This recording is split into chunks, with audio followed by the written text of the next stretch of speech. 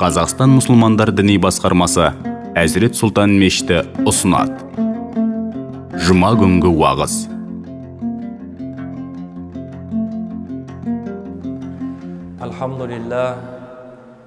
Alhamdulillahi nahmaduhu wa nasta'inuhu wa nastaghfiruhu wa nu'minu bihi wa natawakkalu alayhi wa na'udhu billahi min shururi anfusina wa min sayyiati a'malina man yahdihillahu fala mudilla lahu wa man yudlil fala hadiya lahu nashhadu an la ilaha illallah wahdahu la sharika lahu wa nashhadu anna Muhammadan abduhu wa rasuluh. Thumma amma ba'd. Assalamu alaikum rahmatullahi ta'ala wa barakatuhu. Құрметті жамағат, бүгін біз қасиетті жұманы, күндердің ішінде Алла Тағала жұма күнін, айларда қасиетті Рамазан айын, соның бір ғажап кештері бар. Осы бір кеште бар игілік пен жақсылықты да беретін қадір кешіне сәйкес келіп отыр. Бүгін біз Рамазан айының соңғы 10 күндігін, қадір түнін қарсы алатын сәтте отырмыз.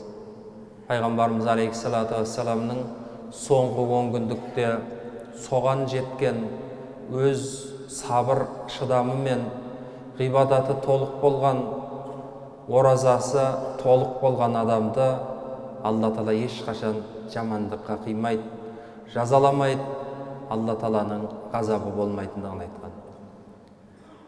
Қадір түніне Пайғамбарымыз алейхиссалату вассаламның сүннетіне сай қалай күтуіміз керек?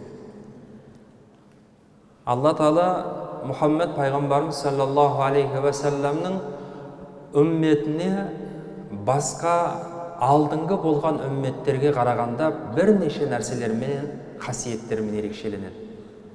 Яғни Құран түскен кешті қадір түні етіп белгілеуіменен. Табаранидан Пайғамбарымыз алейхиссаламның хадисі бар. Ан Расулуллах саллаллаху алейхи вассалам унзилат сухуф Ибрахим алейхиссалам фи ауали лейлати мин Рамадан.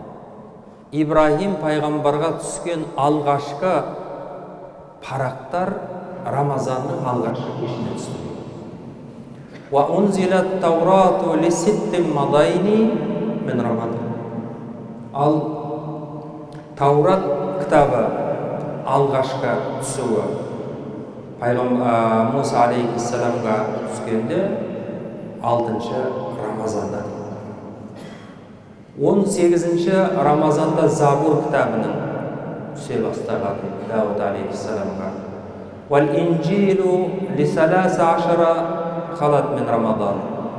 13-ші Рамазанда инжилді. Ал енді 26-сынан 27-сіне қараған кеш қадір түні Пайғамбарымыз Мұхаммад саллаллаху алейхи вассаламға және біз ғафил үмметіне Алла субханаху ва тағала алғашқы Құран-ы Кәрімнің аяттары түсе бастады. Демек, осы Алладан түскен 4 кітаппен Ибрахим алейхиссаламға келген парақшалар баршасы да Рамазанда түсуіменен осы айдағы тұтқан оразамыз Рамазанның ұлық әрі қасиетті және берекелді болуының себебі осында екен. Енді өздеріңіз білесіз, Қадір сүресінде бір ғана кеш, 1000 ай деген 83 жыл 4 ай өмір болып саналады екен. Түзу жүріп, тура сөйлеп, кісінің хаққысына қиянат жасамаған, обал мен сауапты, жақсы мен жаманның ара-жігін ажыратып, өзін тақуа ұстаған, сауапқа жаны жақын болған адамға беретін жақсылықты бір ғана кеште беретін. Бұл қадір түні қандай түні? Бірінші, бұл қадір түні деп аталуы. Ғалымдар айтады. Біріншіден, қадір сөзінің өзі өте терең мағыналы.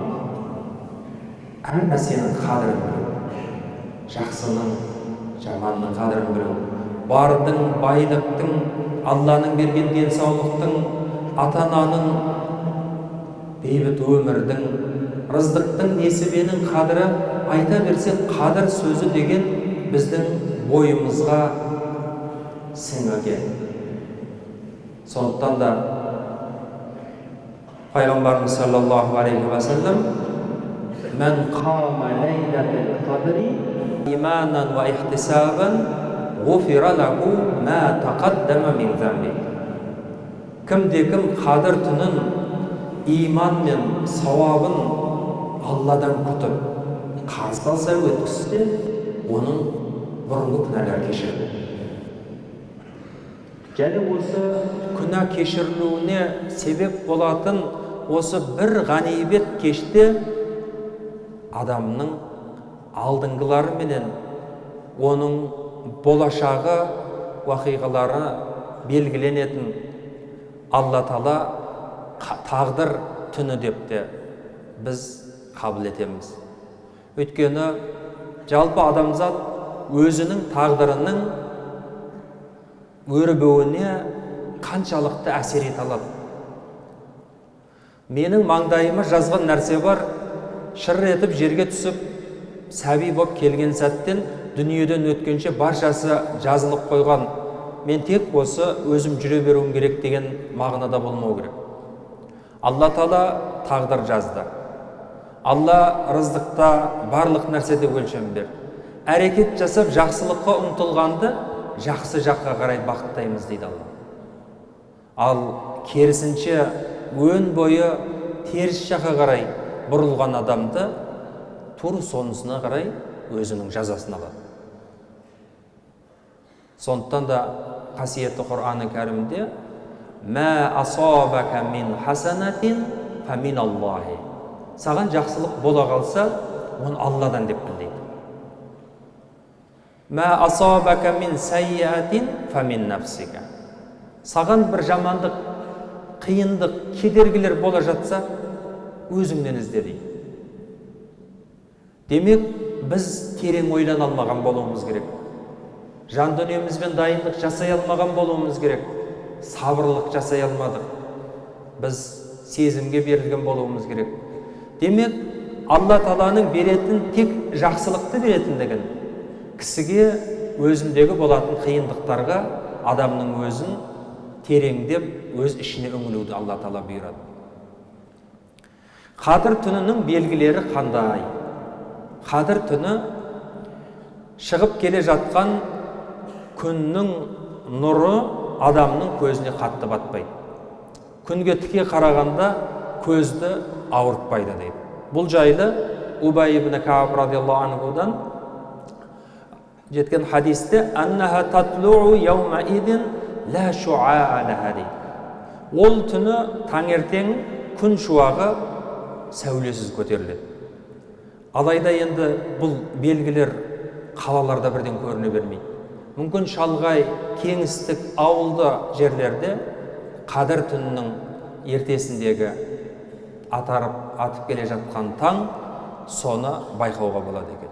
Екіншісі тыныштық.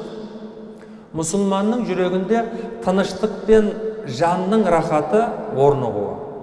Басқа түндерін қарағанда қадір кешінің қасиетін адам жаны мен жүрегімен сезінеді.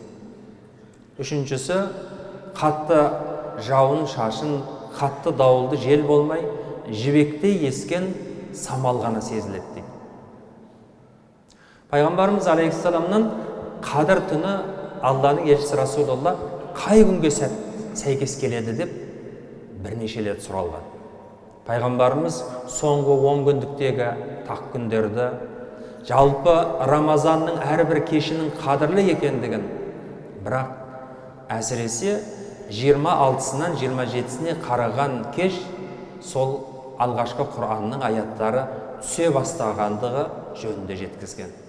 Біздің халқымызда жалпы пайғамбарымыздың үмметі осы 26-сынан 27-сіне қараған кешті қадір түні деп біз қарсы аламыз. қасиетті түннің қадірі, ұлықтығы жайында Құр'аны кәрімде аяттар көп. Алла субханаху ва тағала «Инна анзалнаху фи лейлатил қадр». Құранды қадір кешінде түсірдік. Берекетті де құтты түн. «Инна анзалнаху фи лейлати мубарака». Берекетті болған түнде түсірдік. Несібеге береке кіреді? Алла Тағаланың беретін, беріп тұрған жақсылығына береке кіреді. Береке болмаған дәулетпен, мансапта, ұрпақта, жалпы өмірдің өзі мағынасыз болады. Фиха юфрақу күллі әмрин хаким. Ол түні әрбір хикметті бұйрықтар бөлінеді. Алла Тағаланың пендесіне беретін хикметті барша нәрсесін бөлінетіндігі. Демек, тағдыр деген қандай нәрсенің жақсы өткенге өңіле қарап, болашаққа жақсы мақсаттарды қойып, сол үшін дұға жасау осы нақ қадір түніне сай келеді. Лейлатул қадри хайрун мин альфи шахар. Игілікте 1000 айдан да артық болған. Оны жоғарыда айттық. Осы 1000 айдан артық игілікті бір кеште беретін қасиетті қадір түнін ешбір сәтінде текке өткізуге болмайды. Таназзалул малаикату вар-руху фиха биизни раббихим мин кулли амр. Қадір түні жамандықтан, атаулыдан таза түн. Бұл түнде құлшылық еселенеді, таң атқанда анша жер бетінде амандық пен тыныштық үстемдік етеді. Саламун хия хатта матлаил фажр, яғни таң атқанша амандық пен тыныштық үстемдік етеді. Пайғамбарымыз саллаллаху алейхи ва саллам осы қадір түніндегі ұлылықпен бірге қадір түніндегі қалай өткізілуін. Біз қадір түнін, ғалымдар айтады, ешбір пайдасыз өткізушілерді жалпы үшке бөлуге болады екен. Біреуі ұйықтап өткізген адам. Қадір түнін сезген де жоқ, білген болса да оған ешқандай да назар аударған жоқ. Демек, сол кештің қадірлінің ұлылығын, қасиетті Құранның түскенінің хаққы құрметіне соны қарсы алса, демек, ол жоғарғы пайғамбар сүннетіне сай болады. Екінші, таңға дейін көз ілмей отырушы адам, бірақ теледидар көреді, әңгіме дүкен құрады, алдына дастархан жайып қойып, тек қана тамақтанып, ұйықтамасақ болды, таң атқанша дегені. Әңгіме дүкен құрғаннан кейін кішкене пендешілік болады, ғайбат болуы мүмкін. Сөзден, тілден, сондықтан да қадір кешінде екінші сорақысы дейді. Үшінші, ойын сауық етіп, әсіресе жастар жігіт қыз боп қол ұстасып, түрлі мән мағынасыз фильмдерді көріп, босқа өткізу. Қадір түнін біздің халқымызда да ең бастысы ұлықтығын сезінгендіктен, оның үшін ең қадірлі болған адамдар бұл өзінің отбасы. Ата-анасы, бала-шағасы, жанұясы, туған туысы, жақсы насихатқа орын бар. Бос сөзге орын жоқ қадір түнінде. Сондықтан да қадір кеші әр бөлімге бөліне отырып, ғибадат, құлшылық, нәпіл намаздар, Аллаға деген үмітпен, жақсылыққа деген үмітіңді күнәларға кешеді деген тәубемен осы байланысы мүлдем тоқтамау керек. Абу Хурайра радиаллаху анху қадір түніне дайындық жайындағы пайғамбарымыздан хадис жеткізеді. Сонда «Атакум Рамадану шахру мубарак, фарадаллаху азза ва жал алейкум сиямаху». Сендерге Рамазан келді, бұл құтты айда Алла Тағала сендерге оразаны парыз етті. Бұл әмір, парыз. Туфтаху фихи абуабус сама ва туғлақу фихи абуабул жахим. Алла Тағаланың біз үшін жалған дүниеде, екінші дүниедегі Алланың беретін жақсылық сыйы, жаратылысындағы басы бар, бірақ соңы болмаған Алла Тағаланың мөжизасы, демек жұмақтың есіктері айқара ашылады. Тозақтың есіктері құлыптанады. Және сайтандары кісенделеді. Ол түннің жақсылығынан құр алақан қалған адам жақсылықтан толықтай махрұм қалады дейді. Демек, қадір түнін біліп тұрып, сезініп тұрып, осы кеш екендігіне барша жұрт қарсы алайын деп тұрғанда, сол түнді бейжай өткізетін болса, сол Алла Тағаланың беретін жақсылығынан махрұм қалады дейді. Және ең соңғы Рамазан екенін білсек, біз қадір түнін қалай қарсы алар едік деген сұрақ туады. Осы биылғы оразамыз біздің әрқайсымыз үшін ең соңғы Рамазан екендігін, адам үшін өзінің соңғы Рамазан, соңғы қадір түні болатын болса, қандай қарсы алады? Сауапты алып қалайын, жақсылыққа бөленейін, Алла Тағаланың беретін осы аз ғана сәтте көп сауап беретін игілікте Алланың мейіріміне бөленейін дейді пенде.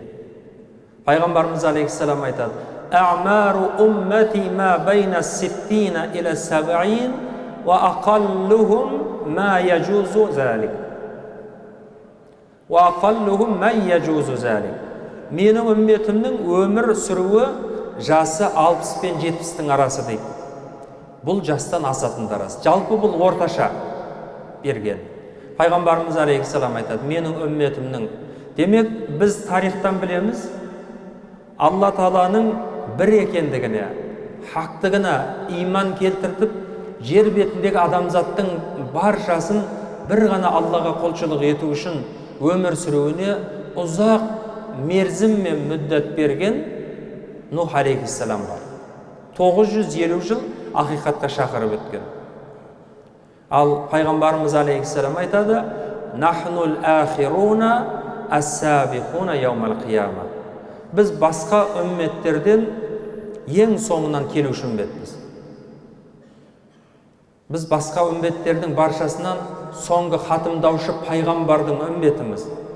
Бірақ қияметтің күні басқа үмметтерден барлығынан да ілгері тұрушы үммет деген екен. Алла субханаху ва тағала расында да соны нәсіп етсін. Өйткені пайғамбарымыз алейхиссалам соның хаққы құрметіне дүниенің игілігі мен жақсылығын Алла Тағаланың бергендігін сонау Адам алейхиссаламнан бастап пайғамбарымыздың аты да заты белгілі болды. Қасиетті қадір түнінде дайындығымыз қалай болу керек екен? Қадір түні бүгінгі кеш болады деген күннің таңғы намазынан бастап пайғамбарымыз алейхиссалам хадисінде айтқан: "Ман қала ла илаха иллаллаху вахдаху ла шарика лаху лахул мульку ва лахул хамду ва хуа ала кулли шайин қадир". Кімде-кім Алладан басқа құдай жоқ, және Алла Тағалаға ешқандай ширк келтіруге болмайды, серік қосуға болмайды. Өйткені Алла Тағала жалғыз. Және бүкіл патшалықта игіліктің баршасының иесі болған Алла Тағала. Мақтауды Алла Тағалаға ғана лайық. Барлық нәрсеге құдіреті жетуші де тек Алла Тағала деген осы дұғаны таң намазы оқып болған соң хадисте айтылғандай оқуымыз керек. Осы сөздерді күніне 100 рет айтқан адам 10 адамды құлдықтан азат еткен сауабындай тең құлшылық депті. Оған 100 сауап жазылып, 100 күнәсі кешіріледі. Кеш батқанша бұл сөздер адамға сайтаннан қорған болады. Бұдан да қайырлы адам осы сөздерді еселеп айтумен ғана сауабы еселей түсетіндігін пайғамбарымыз алейхиссалам айтқан екен. Кешке, екіншісі, кешке бір адамға болса да ауызашар беруге әрекет жасаңыз дейді. Бір адамға болса да ауызашар беруге. Үйде бір туысқаныңыз болса да, бір кісіге Алла ризалығы үшін соны тамақтандырып, ауызашар беруге соған әрекет жасаңыз дейді. Бұның сауабы жайында да пайғамбарымыз алейхиссалам: "Мен фаттара саиман кутиба лаху мисла аджрихи, ла янқусу мин аджрихи шей." Кімде-кім ораза тұтқан кісіге ауыз аштырса, оның сауабы ораза тұтушының сауабындай болады деді. Одан бірде-бір кем болмайды дейді. Және үшіншісі, қадір түнінде садақа беріңіз. Түнгі кеште адам іздеп жүріп, күн батқаннан кейін садақа беретін адам іздеу емес. Қадір түнінің дайындығын айтып жатыр пайғамбарымыз алейхиссалам. Таңғы намаздан бастап қадір түніне дайындықпен келе жатсыз. Қадір түнінде сіз бір садақа беріңіз дейді. Өйткені пайғамбарымыз алейхиссаламның хадисінде: "Ман тасаддақа би'адли тамратин мин касбин тайибин ва ла ясхаду илаллахи илля тайиб." Бір құрманың салмағындай, мөлшеріндей болса да, сіз садақа берсеңіз, Алла Таала ол жақсы. Және жақсы нәрселерді Алла Таала сүйеді. فَإِنَّ اللَّهَ تَعَالَى يَقْبَلُهَا بِيَمِينِهِ ثُمَّ يُرْبِيهَا لِصَاحِبِهَا كَمَا يُرْبِي أَحَدَكُمْ فَلْوَى حَتَّى تَكُونَ مِثْلَ الْجَبَلِ. Сондықтан Алла Субханаху ва Тағала садақаны қабыл етіп, иесіне өсіріп, еселеп қайтаратындығын айтады.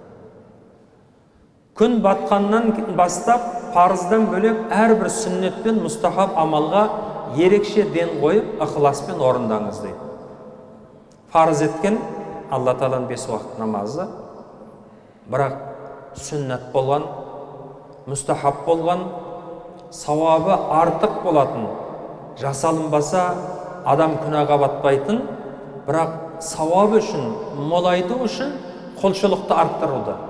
Ол намаздар. Ақшам намазына азан даусы естілген кезде әрбір сөзді азаншының артынан қайталап, азан айтысыменен дұға етіңіз. Ауыз ашқаннан кейін ерекше құлшыныспен намазды, яғни парызды оқыңыз. Сонан кейін таңғы уақытқа дейін зікірді қайталаңыз. Демек, қадір кеші менен түні деген екі мағынаны біз дұрыс қабылдауымыз керек. Күн батты, қараңғы түсті. Демек, қадір түнінің дайындығы таңның атып бозарып келе жатқан сәттен басталған болса, кешкі ақшам намазынан кейін бұл түнге ауа бастаған сәттен біз онан да құлшылығымызды арттыра отырып, қадір кешіне ене бастайды екенбіз. Бесіншісі, қолыңыз қалт етсе, пайғамбарымыз саллаллаху алейхи ва салламның Айша анамызға үйреткен: "Аллахумма иннака афуун карим, тухиббул афуа фафу анна." Осы дұғаны оқыңыз дейді. Уа Раббым Алла, сен кешірушісің. Және кешіргенді өте жақсы көресің. Мені осы түннің хаққы құрметіне, Рамазан айының хаққы құрметіне менің күнәларымды Алла кешіре көр деп дұға жасау керек екен. Ата-анаңыз жаныңызда болса, сый-сияпат жасап, батасын алыңыз. Алыста болса, хабарласып, тілегін алыңыз деп. Өйткені Раббысынан кейін оған жақсылық көрсететін адамы ата-анасы болғандықтан, осы қадір түнінің құрметінде оның дұғасын алу, ризашылығын алу деген сөз. Ұзақта болатын болса, хабарын алып, тілегін есту. Ақшам намазына мешітке барып, жамағатпен оқыңыз. Мейлінше, ол шарт емес, ең бастысы мүмкіндігінше. Сонан соң мешітке барар жолда және кері қайтқанда дұға жасаумен болыңыз. Соның ішінде истиғфар дұғасының төресі болып саналатын кешірім дұғасын ұмытпаңыз. Өйткені пайғамбарымыз алейхиссалам кім осы дұғаны оқып сол күні немесе түнде қайтыс болған жәннаттық болады деген екен. Бұл дұғамыз қандай? Аллахумма анта рабби, ла илаха илля анта, халақтани, ва ана абдук, ва ана аля ахдик, ва ваадика мастатату. Я Раббым, сен менің Алла Раббымсың. Өзіңнен басқа ешқандай да ұлы жаратушы жоқ. Сен мені жараттың өзіңнің пенделеріңнің ішінде. Және мен сенің уағдаң мен сертіңе берік болам.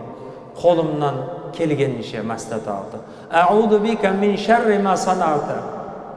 Сенің жаратқан нәрселеріңнің жамандықтарынан Алла Тағала өзің сақта деп дұға етем. Алла Субханаху ва Тағаладан Абу лака би ниъматин алайя ва абу би замби фағфирли иннаху ла яғфиру зунуба илля анта. Нығметтеріңе және күнәларыма Алла Субханаху ва Тағала тәубе шүкірлікпен күнәларымнан кешірім сұраймын.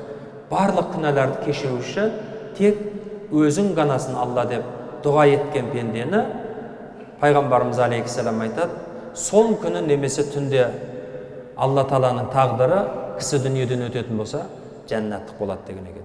9-шы Рамазан айы бойына қадір түнінде қолыңызға Құран алып асықпай байыппен оқыңыз дейді. Ибн Аббас радиаллаху анху айтады, нақышын келтіріп бір сүре оқуым маған Құранды толығымен оқығаннан әлде қайда ұнамды деген екен. Демек, сезіне отырып, Құранды оқып жатырмыз, ойымыз басқа жақта болса болмайды. Мынау заманның терең мутафаккері, ғалымдары және исламның худжаты атағына ие болған имам Ғазали айтады, барлық нәрсенің бастауы ой түрткісі ойдан басталады дейді. Адам бір нәрсеге іске кірісуден алдыңғы, оның алдында бірнеше сатылап тұрған жағдай бар екен. Біріншісі ой. Ой адамның қалау сезімін қозғайды екен. Қалау сезім шешім қабылдауды қозғайды екен. Соны жылжытады. Сонан төртінші ол ниетке келіп ұласады. Адам ойлағаннан кейін бірден іске кіріспейді, оны қалау керек. Ойлады, бірақ қалаған жоқ. Ойлады, бір пендешілікке салынып, өзімді Алла Тағала тыйым салған нәрседен ішімдікке барып қалды. Қолына ұстап тұрып, ішу мен ішпеуі керек кезде ойдан кейінгі қалап ақ тұр, бірақ шешім қабылдайтын тағы да бір сезім тұр. Бұны ішсем күнә болса, менен иман көтерілсе, амалдарым көтерілсе, Алла Тағала харам еткен болса, бұл қалай болады? Бұның салдары қандай болады? Соны ойлап, таразыға салына бастады. Демек, соны жасау мен жасамаудың арасында шешім қабылдайды. Егер осыдан өзін тия алған болса, демек, адам онан кейінгісі ниет болатындығын жеткізеді. Түзу ой ниетпен жалғасады екен. Алла Субханаху ва Тағала міне бізді қасиетті қадір түнін ұлық еткен, қасиетті Құран-ы Кәрім түскен Рамазан айының негізгі түпкі мән мен мағынасының берекелі болған Рамазан айындағы қадір кешін біз осылайша қарсы алуымыз керек. Қадірлі жамағат, осы ұлық болған қадір түні бір кеште бар игілік жақсылықты берет, ұлық болған кеште дұғаларымызды Алла қабыл еткен болсын. Алла елімізге, жұртымызға амандық берсін. Алла Тағала халқымызға бірлік берсін. Ел басымызға Алла қуат берсін. Алла Субханаху ва Тағала осы бауырларымызға инсап, тауфик, иманы, хидаят, қарияларымызға Алла Тағала күш қайрат берсін. Екі дүниенің қайырлы жақсылығын берсін. Осы 29 ораза ұстап, соңғы сәттерінде, қадір түнінде құлшылық жасап, Алланың біз үшін берген мерекесі айтқа аман есен жеткізген Алла Тағалаға сансыз шүкірліктер болсын. Оның елшісі пайғамбарымыз алейхиссалату вассаламға салаваттар болсын. Пайғамбарымызды ең соңғы хатымдаушы пайғамбар етіп таныған пайғамбарымыздың үмметтеріне екі дүниенің хайырлы жақсылығын берсін, инсаф берсін, адаспайтын Алла иман берсін. Келесі Рамазан айларына еліміздің амандығы мен жұртымыздың тыныштығы мен төрт көзіміз түгел боп, айдан аман, жылдан есен боп жете беруге Алла Тағала баршамызға нәсіп еткен болсын. Рахметке, я архамар рахим.